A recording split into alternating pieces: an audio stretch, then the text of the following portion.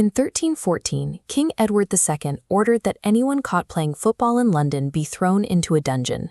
6 centuries later, in 1969, a qualifying match for the World Cup triggered a 100-hour military conflict between El Salvador and Honduras. How did a game played with an inflated pig's bladder become a sport that 4 billion people stopped to watch? This is the history of a sport trying to turn violent, unorganized crowds into a highly predictable, multi-billion-dollar product.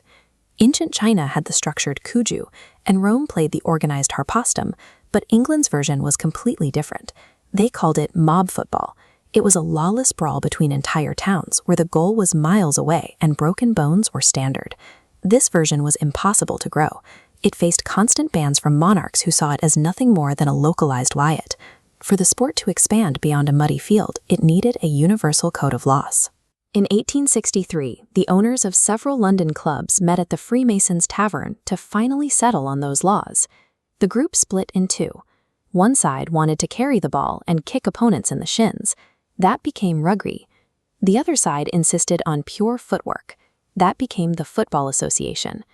British sailors and rail workers took these new rules to every port they visited, introducing the game to locals from South America to the Arctic Circle.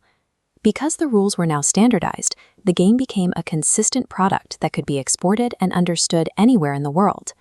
By 1930, the first World Cup in Uruguay was so popular that 90,000 fans packed the stadium for the final, even as European nations stayed home in protest. The stakes on the field were high.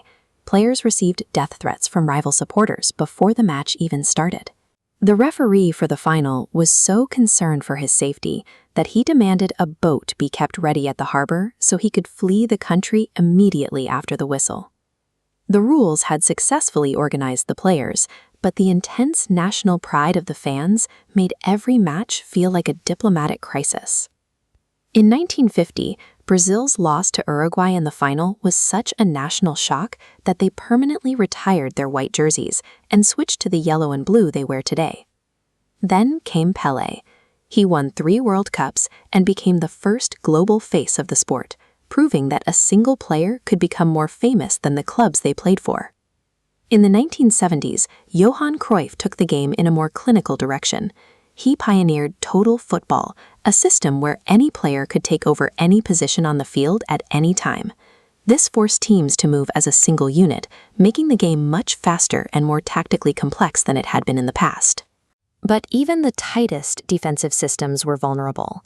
In 1986, Diego Maradona scored 2 goals against England, one with his hand and the next by dribbling past 5 players. As tactical systems became more rigid, it took players with Maradona's specific brand of unpredictable talent to actually find a way through them. The financial scale of the game shifted in 1992, when television broadcasters began paying billions for the rights to show the new Premier League. Over the next decade, clubs transformed into global brands, and the game moved away from its muddy origins into a polished, high-definition television product. These multi-billion-dollar broadcasting deals turned fans' emotional investment into a massive global revenue stream. This era was defined by the rivalry between Lionel Messi and Cristiano Ronaldo. Messi relied on a level of natural technical skill that allowed him to navigate through the densest modern defenses. Ronaldo focused on extreme physical conditioning and efficiency, breaking scoring records that had stood for decades.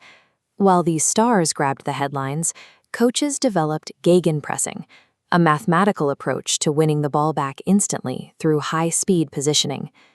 Today, the sport is a massive financial operation where every movement on the field is tracked and analyzed by data scientists. Despite the complex tactical systems and the billions of dollars in sponsorship deals, the core of the game hasn't actually changed. The fundamental appeal is still the same as the unorganized matches played centuries ago. Football is the world's most popular sport because beneath the money, it's still just a game everyone wants to win.